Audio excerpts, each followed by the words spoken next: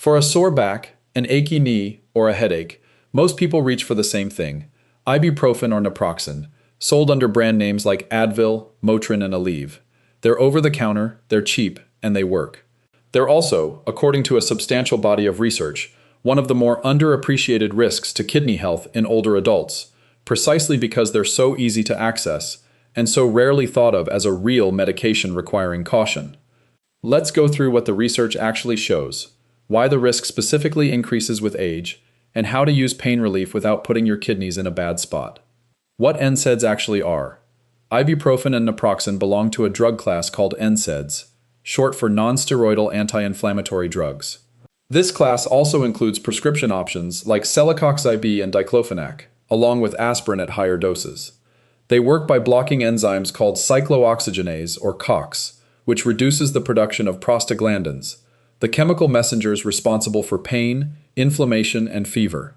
This is exactly why they work so well for pain and swelling. It's also, unfortunately, connected to exactly why they can be hard on your kidneys. Why NSAIDs affect kidney function specifically?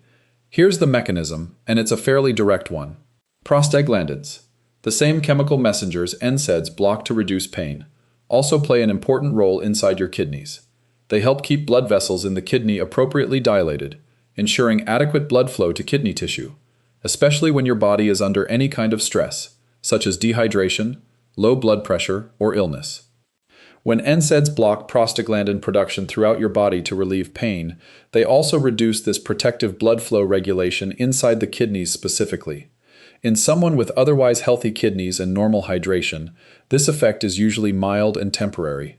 But in someone whose kidneys are already working with a smaller safety margin, which describes a lot of people over 60, this same effect can meaningfully reduce blood flow to the kidneys and contribute to acute kidney injury, sometimes without any obvious symptoms until it's already underway. Why this risk increases, specifically with age: kidney function naturally declines as part of normal aging, even without any diagnosed kidney disease. This means many older adults are operating with reduced kidney reserve capacity compared to when they were younger, even if their kidney function still falls within a technically normal range on standard testing. This reduced reserve is exactly what makes an added stress, like NSAID use, more likely to tip kidney function into injury territory in an older adult than it would in a younger, healthier person taking the same dose. The research bears this out clearly. A systematic review and meta-analysis of 10 population-based studies found that NSAID use was associated with roughly a 73% increased risk of acute kidney injury in the general population, but when researchers looked specifically at older adults, that risk climbed to roughly 2.5 times higher. A separate large population-based study, specifically in adults 66 and older, comparing over 46,000 new NSAID users to a matched group of non-users, found NSAID use was associated with a 41% higher 30-day risk of acute kidney injury and a 50% higher risk of hyperkalemia, a dangerous elevation in blood potassium levels that can affect heart rhythm. Because of this well-documented pattern, NSAIDs are specifically included on the American Geriatric Society's Beers criteria, the medically reviewed list of medications considered potentially inappropriate for routine use in older adults, and guidance bodies including the UK's National Institute for Health and Care Excellence have published specific cautionary guidance on NSAID use in this population. It's not just a short-term risk. Beyond acute kidney injury, research has also connected regular, longer-term NSAID use to a higher risk of developing chronic kidney disease in the first place, and to faster progression in people who already have it. One analysis found that ongoing NSAID use raised the risk of developing chronic kidney disease by roughly 24%, and the risk of existing chronic kidney disease progressing further by roughly 50%, with the increase in risk considerably higher, around 67%, in people who already had reduced kidney function at baseline. Who is at the highest risk? This risk isn't distributed evenly, and it's worth understanding your own personal risk picture rather than assuming this applies equally to everyone. Older age itself is an independent risk factor, separate from any other condition. Existing chronic kidney disease significantly raises the risk further. Research has found the risk of NSAID-related kidney injury increases 3 to 4 times in people who already have reduced kidney function compared to those with normal function. Heart failure is another major risk factor, since NSAIDs can also contribute to fluid retention that further stresses an already struggling cardiovascular system. diabetes and high blood pressure independently raise risk as well.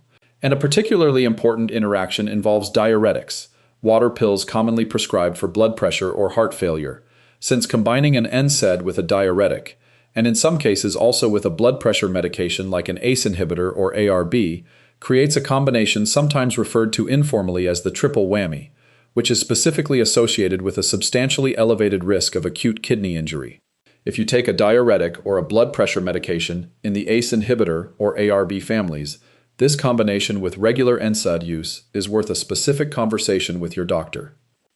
Dehydration also meaningfully raises the risk at any age, since NSAID's effect on kidney blood flow becomes more significant precisely when your body is already running low on fluid, which is exactly the state many older adults find themselves in more often, given the blunted thirst sensation that comes with aging.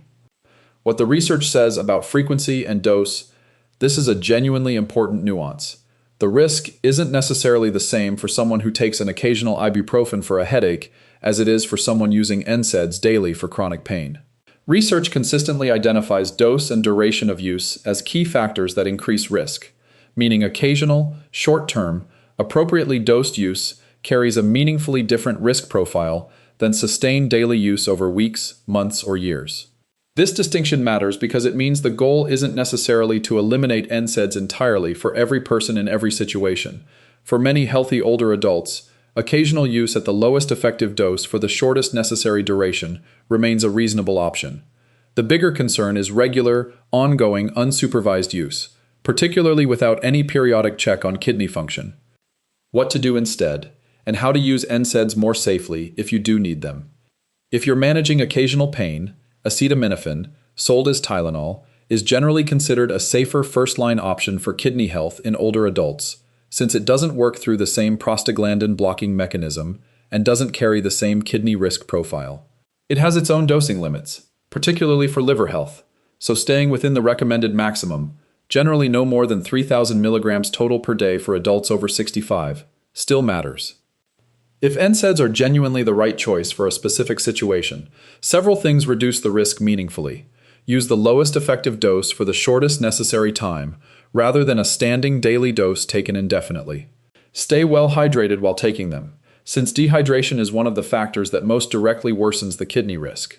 Avoid combining NSAIDs with diuretics or ACE inhibitor and ARB blood pressure medications without your doctor's specific guidance, given the elevated risk with that particular combination.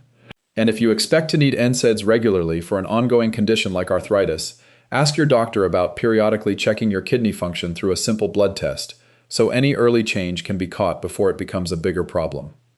If you have diagnosed chronic kidney disease, heart failure, or are on a diuretic or ACE inhibitor, or ARB, it's worth having a specific conversation with your doctor about whether NSAIDs are appropriate for you at all, rather than assuming an over-the-counter product is automatically safe simply because it doesn't require a prescription.